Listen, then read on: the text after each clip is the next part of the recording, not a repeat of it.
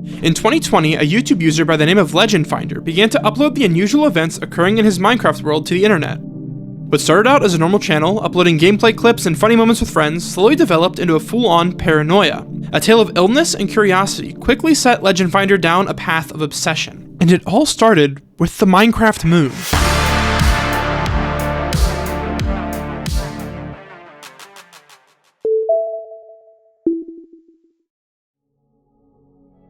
Our story starts with a post in the r/Minecraft subreddit, with the third version of the Minecraft Iceberg. The Minecraft Iceberg was created by a user named Legendfinder. This might be a topic that some of you are familiar with, but for the uninitiated, an iceberg is a way of organizing ideas and theories. The most common or safe ideas and theories are at the top, and as you slowly make your way down the list of ideas, the theories and entities get more and more obscure, dangerous, or deadly. The Minecraft Iceberg is a nearly 50-page document that covers everything from Herobrine and the Nether portals to the theory that Mushroom Islands were nuclear test sites. But in the last tier of the iceberg, there lies an entry below everything else. Do not look at the moon. The context provided for this entry in the Google Doc attached to the iceberg is as follows. It's not exactly about not looking at the moon. There's a rumor that there's code in Minecraft that checks whether or not you're looking at the moon, and experiments were made to test it out. Some having disastrous effects, shadow entities, being set on fire, or world corruption. This is showing signs of being an outlandish creepypasta. Still, I decided to test them out for myself. The page with Legendfinder links at the end of the entry leads to a playlist on his own YouTube channel. The videos in the playlist consist of a series of experiments that he conducted across a number of nights in his Minecraft world. The first video, Clock Goes Haywire When Looking at Moon, Legendfinder spends 18 seconds looking between the ground and the moon while holding a clock. Now, going off the title of the video, you would expect the hand of the clock to be spinning wildly, but it's not. The title of the video is a reference to the message that was sent to Legendfinder while he was working on the iceberg. His friend, Mayflower 1, sent him a DM detailing 8 prevalent rumors all surrounding the Minecraft moon. I've done my best to transcribe the blurry screenshot here. Hey y'all, was doing some scouring through the forums and found a list of rumors about the moon in Minecraft. Thought it'd be good if anyone wants to test them out. I probably won't, lol. If a clock is in your hand, it'll go haywire if you stare at the moon and go behind a wall. You'll only be able to see it for a second. Status? Not likely. If you're standing at the entrance to a cave, staring at the moon will glitch out the game and double the speed of the moon travels. Status? Very unlikely. Staring at the moon for longer than 10 seconds in a row will permanently cause the moon to start accelerating. Days and nights will become shorter and shorter, and the spawn radius for mobs will increase drastically, along with spawning unknown shadow entities. Status? Unknown. If you jump into the end portal at exactly midnight, the end islands will not spawn, and you will be left in the dark. Status? Maybe? Depends on what exactly means. Clocks placed in item frames may randomly desynchronize, getting faster or slower than they should. This only happens once every 1,000 or so clocks. Status? Plausible. I doubt anyone's placed that many clocks in an item frame though, or even notice a clock being slightly off. If you look at the moon for the entire night, your game will glitch out, and everything will be set on fire once day hits. Status? What? I mean, I don't know if anyone's tried it, but everything set on fire is just so tryhard creepypasta-esque. Then again, do you guys remember the invisible fire from Pocket Edition? The new moon spawns undead mobs more frequently, whereas full moons have a chance of spawning natural hostile wolves. Status? Iffy. The moon already affects mob behavior, just not in these ways. Maybe they do and we haven't noticed, but Minecraft players are way too focused for this to have gone unreported. If you stop the daylight cycle at exactly midnight, it'll be impossible to change the time again, leaving you in permanent night. Status? Again, it depends on what they mean by exactly. Is it too precise for humans to do? That's all I've gotten so far. If anyone has any others, please let me know, and I'll edit this. Thanks for reading. These are the rumors that Legendfinder began to investigate with the videos in the Look at the Moon playlist. After the investigation for the first rumor ended up being a dud, Legendfinder sent Mayflower a DM. You won't believe what happened. What? Did something actually happen? Holy crap! Nothing. Bruh. After this exchange, Legendfinder moves on to the next rumor, after being sick for a few days. The video, Look at the Moon at the Exit to a Cave, contains just that. Legendfinder stands at the mouth of a cave holding a clock, and as the day ends and the moon rises, tracking the arc of the moon as it begins to rise. And something amazing happens. Nothing. What, did you expect the world to catch on fire or something? Nah. The second rumor turns out to be just that, a rumor, just like the first entry. The only difference between the two videos is that Legendfinder has begun to record the experiments on his phone camera. Mayflower actually comments on this, asking, Why the phone camera now, lol? Legendfinder explains himself with the following. I mean, think about it. If all this crap was actually real, it could probably crash my computer. If my computer crashes, I probably lose my recording. This explanation was sufficient for Mayflower, who responds with a simple, "Oh, fair." The coughing during the video did not go unnoticed by Mayflower, however. They asked Legendfinder if it's COVID, to which Legendfinder said that the tests say it's not. And this question may seem random today, but the timeline for events in the story take place during the peak of quarantine, making it a bit more of a normal question to ask. And despite the negative tests, Legendfinder comments that he has got some pills to try and help with his symptoms. 4 days later, Legendfinder posts the third investigation video, Go into the End at exactly midnight, which seems to actually have an effect, unlike the other rumors we've looked at up until this point. When Legendfinder jumps in the portal, the game seems to freeze, leaving him stuck in the void. It didn't actually, just by the way. Legendfinder admits to cutting the video short in a DM to Mayflower. Something happened? Actually, never mind. I think your computer was just chugging trying to load the end. Yeah, it did load, actually. I just stopped the recording because I thought it'd be creepy. At this point, it can be assumed that all of the rumors surrounding the Minecraft moon could just be attributed to people making things up, either for attention or just scare gullible members of the community. Nonetheless, Legendfinder continued to test. The fourth video he uploaded, titled Look at the Moon for the Entire Night, is just under 10 minutes long. The video consists entirely of Legendfinder following the arc of the moon with his crosshair over the course of a full Minecraft night cycle. The video progresses normally, albeit slowly, as it is unedited footage of a whole Minecraft night, until you reach the end. As soon as the moon fully sinks below the horizon and the sun begins to rise, Legendfinder's computer crashes. In DMs, Mayflower begins to brush off Legendfinder's computer crashing as simply the computer being old, apparently being bought over 8 years previously, according to Legendfinder. After telling Legendfinder to get a new computer, Mayflower asks to make sure the world file itself is still intact. The crash didn't mess up your game, right? Oh, right, I haven't checked yet. Man, I have the worst headache. This is the first point in time where it seems there might really be something wrong with Legendfinder's health. The average common cold lasts only roughly 7 to 10 days, with the symptoms tending to be the worst in the middle of the illness. Legendfinder has been complaining of being sick for over 11 days at this point, and his symptoms are just getting worse. Mayflower asks if the pills Legendfinder bought are for headaches, and Legendfinder says that they are, but even with the help of the medication, the headache is still persisting and is even getting worse as time goes on. Despite this, Legendfinder continues to update Mayflower on the state of his world following the experiments, posting a new video a few days later. The next videos lose the normal experiment-focused titling structure that all the other videos up to this point have had. He keeps the timecode format that video recordings default to. The string of numbers with this one indicates that the video was recorded on October 12th, 2020 at 3:42 p.m. Despite the odd name scheme, the contents of the video are in line with the rest of the Legendfinder's content regarding the iceberg so far. The video shows the corruption of the world file that he mentions to Mayflower, with every single block in the world having been replaced with endstone. This corruption, however, leaves both Legendfinder and Mayflower confused. On the screenshots he posted, it claimed that my world was supposed to be set completely on fire, but that wasn't the case, so it's dubious, but plausible. Shortly after the conversation regarding the corruption, Legendfinder claims that he still has cold-like symptoms, and that the pills were helping him a lot. This exchange, albeit incredibly short, is very important for gauging Legendfinder's well-being. Despite his claim that he's feeling better, he's still continuing to have debilitating headaches unless he continues to rely on the nondescript pills that he bought. Even though his health is continuing to be suboptimal, Legendfinder quickly moves past the topic of his health, continuing to complain about losing his world to Mayflower. How long were you in that world? A month, maybe, but there was a lot of grinding involved.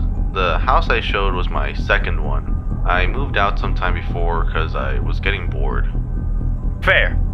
Well, I hope you make plenty of houses in the future then.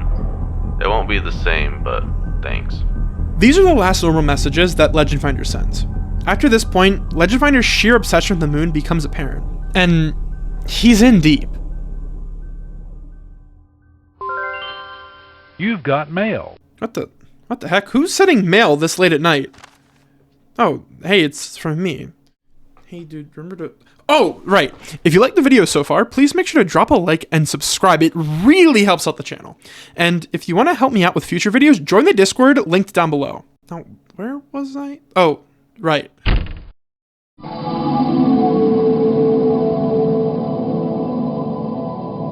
The next two videos that Legendfinder posts are incredibly cryptic. Both are incredibly dark, with the viewer having to turn up their brightness fully to be able to barely see the outlines of the video's contents. Here I have increased the contrast and brightness of the clips so that we can make out the things in the background. The first video, Unfinished 2020-2015, a hallway is seen. On either side of the player character are massive walls, each block having the item frame containing a clock. This leads back to the fifth entry on the list of rumors surrounding the moon. That entry says that clocks placed in item frames may randomly desynchronize, getting faster or slower than they should. The approach that Legendfinder has taken to test the theory, though, feels weird. The clocks being in item frames is integral to the theory, but them being in a pitch black hallway is not. This video is the first noticeable instance of Legendfinder beginning to lose his grip on reality. Up to this point, he's been a voice of reason against the more fantastical theories and rumors surrounding Minecraft. But here he is, tumbling through the looking glass and finding himself in Wonderland. After this, Legendfinder's next video, titled 11:30:20, is even more cryptic. He wanders through a cave for a little over a minute and nothing of note happens until one of the last frames in the video, where a clock item suddenly appears in his inventory. Both of these videos are dated a few days after the Endstone corruption that covered his world, and they may seem random, but each video corresponds to a set of DMs between Legendfinder and Mayflower. There's no way this is just a coincidence. I thought we already agreed your crappy Mac did it. 1, right after the moon dipped past the horizon. 2, all the blocks were replaced with Endstone, the closest texture to the moon. It literally crashed a few days before the moon thing, man. Your computer's just on its last legs. It'll probably be permanently effed in a week or so. I mean, just saying. And it's probably just confirmation bias. No, you're not listening. Look at point 2. Okay, cool. It switched everything to Endstone. You know what else would have had you just as shocked? White concrete, white wool, quartz. Literally anything white. Doubt it. Endstone specifically carries connotations of space. It's inherently supposed to be extraterrestrial rock. It's inherently supposed to be from the end. Man, the f*** you on about? Oh my god, obviously it's limited by the constraints of Minecraft, but the symbolism is there. You're just creating the symbolism! At this point, Legendfinder has lost his grip on what the iceberg was even meant to be. His illness, combined with his ever-growing obsession with the moon, have taken over his life. As the conversation becomes a full-blown argument, Legendfinder also begins to lash out at Mayflower, accusing them of simply not understanding the importance of the things happening to him. Legendfinder continues the conversation. What else could it be? Your computer crashing, a registry bug, all pointers pointing to a random block or texture or whatever. You're just deflecting. Legendfinder has fallen completely into his fear-fueled delusion. Mayflower mentions to him that if this glitch in his world was purely from simply staring at the moon all night, someone, somewhere, would have figured it out. Heck, even just by looking at the code. But it's not just Minecraft now. Legendfinder believes there may be a connection between the Minecraft moon phenomena and the real-life moon. There's a good chance the world turning to Endstone symbolizes the moon's influence on Earth, whether physically or metaphysically. You're still on this? Bro, stop. For your own sanity. So far in Legendfinder's story, things have stayed primarily in-game. Outside of his seemingly unrelated illness, all of the odd events that Legendfinder has experienced have been on the other side of the screen, taking place in and affecting only his computer.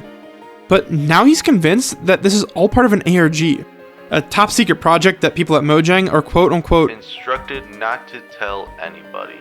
Mayflower continues to be dubious, however. If that was the case, they'd take your videos down for spoiling whatever this ARG is. Legendfinder ignores this. He continues to talk about how this must be an incredibly complicated, top-secret ARG that somehow no one else has ever seen before. Mayflower, as usual, is skeptical. Mayflower asks how it's possible for this to be an ARG if there are no leads, no clues, no codes. To which Legendfinder lashes out again. Yeah, you're supposed to find them. Despite Mayflower's insistence that Legendfinder is becoming obsessed with this glitch, Legendfinder pushes forward. His last message to Mayflower simply says, "Your call, but this disproves nothing. I'll try looking into this more." 2 weeks. 2 weeks between messages, and the first thing that Legendfinder says to Mayflower after nearly half a month of radio silence? There's an entity in the Endstone world. Hold up. What the heck is he talking about? While this may appear to be a random statement, we have seen mention of a figure before. If we go back to the update video from October 12th and go to the 27-second timestamp, we can briefly see what appears to be a pale figure walking along some blocks near the middle right of his screen.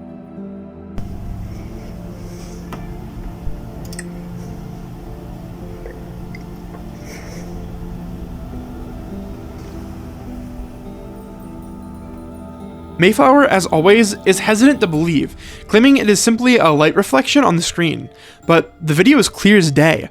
There is something there.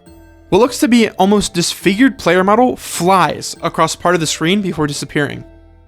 Mayflower is convinced that Legendfinder is simply delusional, just the same way that Legendfinder is convinced that Mayflower is simply deflecting from what he believes to be the truth. The two friends have come to an impasse. Mayflower is convinced that it is simply a reflection of the light, refusing to give in to Legendfinder's delusions surrounding the creepypasta. Legendfinder says, "This isn't the end, it's a signal to something greater. I think the end monster represents an agent of some kind, related to the moon. There's probably something more with this agent. This is a good lead. You there, May?" And Mayflower does not respond. At this point, it has been 2 months since Legendfinder and Mayflower have talked, and Legendfinder has only gotten deeper into his delusions. After his computer finally fully dies, Legendfinder sends Mayflower a series of desperate and nearly incoherent DMs. In them, Legendfinder tells Mayflower that he's been searching the skies for more information on the Moon Agent, and that his computer bricking this close to his first in-game interaction with the Moon Agent must be a sign that they know that he's researching them. He doesn't define who they are. He begs Mayflower to believe him, to believe that what he is experiencing is real. But Mayflower simply wishes Legendfinder farewell, saying that they hope Legendfinder gets better before unadding Legendfinder on Discord. Now is a good time to bring up something in the background that we've been ignoring. Legendfinder has been keeping a detailed journal, with entries correlating to conversations with Mayflower, at least so far. Since the majority of the information in the journals has just been retellings of the DMs so far, they've not been super important. But now that Mayflower is out of the picture, the journal entries have become our way to see into Legendfinder's state of mind, as well as the window into just how far this rabbit hole has gone. One of the most concerning things that can be noticed the more you read through the journals is how incoherent they become. In the beginning days of the Iceberg project, Legendfinder's notes are relatively neat. Little sketches dot the pages, drawings of things relevant to what he's talking about, but as he gets farther and farther into his delusions regarding the moon, the structure of the notes begins to unravel. The first journal entry of note to our investigation is from October 30th. The entry starts with, "I think the clues are more abstract than usual. I need to look more at the symbolism." This sentence is followed by a list of concepts that possibly hold relevance to what Legendfinder believed to be the ARG. Things such as, is the moon the end? Is the Earth the new end? Is the Earth the new moon? These entries aren't anything super insane, considering the fact that, at this point, Legendfinder still believes that he's unraveling an ARG, not delving farther into a delusion. In the next journal entry, Legendfinder continues about how there must be something, because if there isn't, what's the point of all the crazy things he's been doing? Is there a reason they put it here, in this game, for me? Is there something else I'm missing? I can't say until I've reached the end of it, and the agent controls the moon. The agent is one of the most important parts of this mystery. Described as a mysterious white rabbit with the power of the moon, the agent quickly becomes the focal point of Legendfinder's investigations. The source of the agent being a rabbit stems from the rabbit in the moon, a mythological entity from East Asian folklore that dates back as far as the year 794.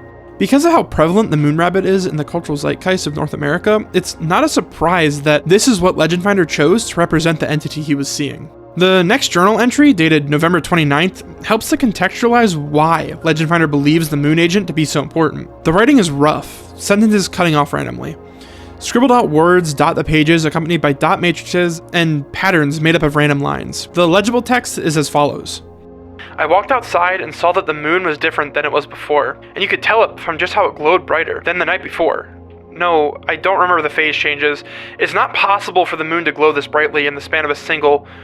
The moon is expanding, and you can tell for yourself, there are signs. The dots between you and the moon change distance, it illuminates depending on... It cannot be captured on photo or film or digital reproduction or any secondhand source. The seemingly random dots and lines now make sense. The dots plot out a graph of how the moon appeared to Legendfinder through his window, with the lines charting the same thing. The thing Legendfinder was charting, however, doesn't exist. According to the NASA article, The Moon Illusion, Why Does the Moon Look So Big Sometimes? The moon appearing bigger upon the horizon or in the sky is an optical illusion. An optical illusion that dates back thousands of years. The article states, photographs prove that the moon is the same width near the horizon as when it's high in the sky. but that's not what we perceive with our eyes. Thus, it's an illusion rooted in the way our brains process visual information. Even though we've been observing it for thousands of years, there's still not a satisfying scientific explanation for exactly why we see it. This is the exact thing that Legendfinder is experiencing, and by trying to prove it, he's attempting to do something scientifically impossible. The article goes on to say that there are no current scientific explanations as to why we see this illusion where the moon appears larger than it is, but current hypotheses point towards it being something to do with how our brains perceive the size of objects, depending on how near or far they are. But the NASA article is also incredibly clear. It is all in your head. Really. After this, moving on to the next journal entry, dated December 8th, 2020, we see Legendfinder go on the move to finally try and prove his theory. The entry reads, "I've taken all the notes I need. My theory was correct. The agents, the dots, the glow, the woods, the way the moon keeps were all clues I should see them sooner. Why didn't I see them sooner? I'm debating asking my friend to help me pick apart the location I triangulated not far from here. Just a few more days until I can finally stop." Over the next few days, Legendfinder begins to ask his cousin for help through text. On the night that they originally planned to go out to do their scouting, there was heavy snow. The cousin warns Legendfinder that it's a really bad idea to go outside with the heavy snowfall on the ground, but Legendfinder ignores the warning. The next few videos from the Google Drive are simply Legendfinder breathing heavily and walking through a dark, damp forest in the middle of the night. The only lighting is that of the moon. On Christmas Day 2020, there's another text exchange between Legendfinder and his cousin, this time regarding the medication he's on. His cousin shows concern as the medication that Legendfinder insists that he is taking does not actually exist. The medication that Legendfinder mentions is psilocybin, calling it cough medicine that mainly helps with anxiety. The issue is, however, that there is no such medication that's ever actually existed. When looking at the roots for the word like you would in most prescription medications, the closest root words that come up are psychro and sylvan. Psychro, as defined by Etymology Online, is a Greek word meaning cold, characterized by cold or capable of enduring low temperatures. Sylvan is a Latin word, and as defined by Merriam-Webster means woods or forest. This means that when you combine the two roots in the medication Legendfinder is claiming to take, you get a word that roughly translates to cold forest. Just like the snow-covered forest that Legendfinder now finds himself in. Another disturbing parallel is to a mushroom known as psilocybin. The name of this fungi is very close to the name of the medication that Legendfinder is claiming to take, and from my research, I was not able to find any instance of psilocybin being used as a medication, but what I did find sadly explains a lot. Psilocybin is a psychoactive. According to online sources, its effects include changes in perception, a distorted sense of time, and possibly even spiritual experiences, all things affecting Legendfinder. So we found our culprit, right? This is all because of a medication that's messed with Legendfinder's mind?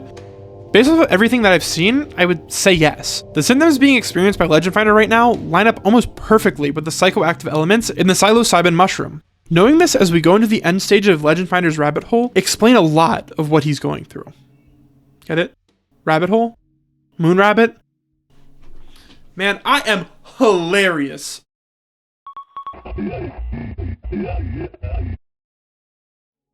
A full year has now passed in Legendfinder's story. After his quote-unquote encounter with the moon agent in the woods, Legendfinder is now obsessed with leaving the city he lives in. And he plans to do this by leaving for college. The problem arises, however, when he finally gets his acceptance letters. It's not that he's gotten into bad schools, far from it. The issue is that all the schools are within New York City, which is a massive blow to his plan. Originally, Legendfinder planned to leave the city by getting accepted into a college far away from the city. But what is the plan now that he's stuck? That's easy, he's just gonna lie. In one of Legendfinder's audio logs, he explains his plan. He faked an acceptance letter into Cornell University in Ithaca, New York, roughly 4 hours away from the city. This, according to Legendfinder, is far enough that he can start over with the moon entity, the agent, without endangering his family. Over the course of the months leading up to the move, from January to August, Legendfinder's notes become increasingly less legible. His handwriting becomes worse and worse, and he keeps repeating how he wished that he on the night in the woods. After the move, in October, we get one last journal entry. No text, no symbols, just a simple drawing.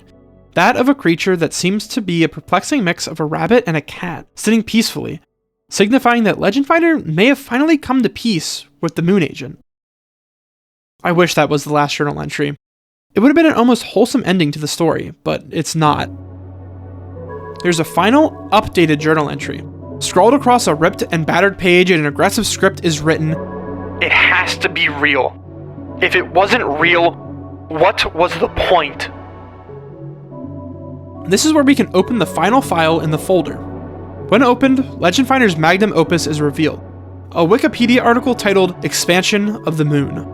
But there's something off about the file. It's scheduled for deletion, with the reason being that the article is written on a faulty and misinformed premise, opting to use personal references and research and no external verifiable sources. Throughout the article, Legendfinder continues to reiterate his theory about how and why he believes the moon is expanding. But under each of the theories, there are seemingly unrelated paragraphs. Under the section titled Overheating Core, for an example, Legendfinder recounts a family trip to the beach from when he was a child. Each of the 4 sections that would seem to have an explanation behind Legendfinder's claims follow this pattern. Legendfinder also consistently brings up statements such as, "My theory suggests that we only have 5 years left." 5 years left until what? The moon engulfs the Earth? Well, yeah, that's what it seems Legendfinder is trying to claim throughout this document. But it also appears that he's come to terms with this timeline that he's created in his head. He says that if the moon were alive, it would be a kitten, before immediately saying that he was mistaken. The moon could never be a kitten. He ends the article, full of anecdotes and his own research, by saying that his theory embraces the fact that there's nothing to be worried about. Returning to the kitten analogy. Because, you know, kittens are nice and soft. I don't know. And that's the end. I wish I could say that there was some insane twist and that there was in fact some moon entity that visited this guy from Maryland and kicked off a whole adventure, but there wasn't. In a video posted on Christmas Day of 2022, Legendfinder documents his first therapy visit, finally getting the help that Mayflower insisted he needed all those months ago. He talks with a therapist about how he's trapped in a cycle of thoughts that he is not able to escape from, which helps to explain the logical loops that he fell into throughout the whole moon investigation. I have spent the last 2 months of my life researching this story so that I could properly convey the sheer dread that someone would go through were they in Legendfinder's shoes. Psychoactive substances are no joke, and it's almost criminal how he was somehow prescribed a phony medication that most likely has mind-altering properties. Legendfinder's story is a sad one. His dedication to his investigation was his downfall, sparking from a simple investigation into a life-altering chain of events that almost destroyed him. Maybe the agent was what somehow gave Legendfinder the Psycho-Sylvan, but that's preposterous. This is real life. Right? Thank you for watching. My name is Raevant, and I hope you have a great night. Goodbye.